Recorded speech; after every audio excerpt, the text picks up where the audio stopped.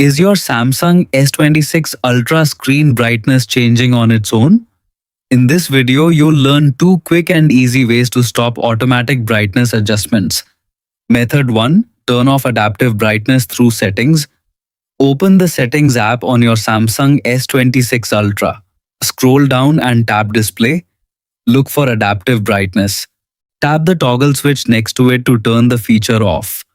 Once disabled, manually adjust the brightness level to your preferred setting. This prevents your phone from automatically increasing or decreasing brightness based on ambient lighting conditions. Method 2. Disable adaptive brightness from the quick panel. Swipe down from the top of the screen to open the quick settings panel. Locate the brightness slider. Tap and hold the brightness slider to open additional brightness settings. Find the adaptive brightness option. Toggle it off. This is a faster way to access the same setting without navigating through the full settings menu. Additional tips. Restart your phone after changing the setting to ensure the change is applied properly. Make sure your device software is updated, as software bugs can sometimes affect brightness behavior.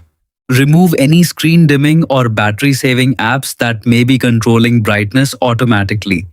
We hope this guide fixed your Samsung S26 Ultra brightness issue.